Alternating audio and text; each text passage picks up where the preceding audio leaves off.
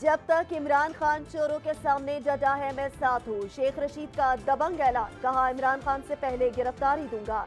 IMF के साथ मुआहदा होने के बावजूद डिफॉल्ट का खतरा है। ये सूबों और मरकज के इलेक्शन एक साथ कराना चाहते हैं। मरियम बीबी का बयानिया इनके अपने घर में नहीं माना जा रहा।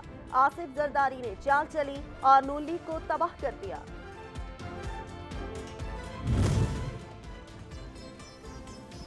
इमरान खान की जमान पार्क में सियासी मसरूफियात जारी। तहरीक इंसाफ के कायदीन आज भी सर जोड़ कर बैठेंगे। अहम इजलास में पीर को होने वाली तलबी और मौजूदा सियासी सूरत हाल समेत दीगर मामलों पर मुशावरत होगी।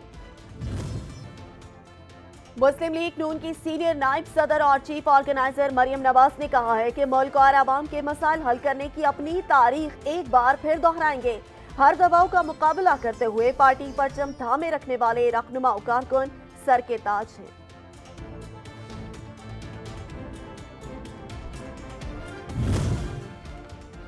साबिक वजीर आला परवेज इलाही के गिर्द घेरा तंग होने लगा। नैब लाहौर ने साबिक एक्सचेंज हाईवे राना इकबाल के इल्जामात पर परवेज इलाही के खिलाफ इंक्वायरी शुरू कर दी।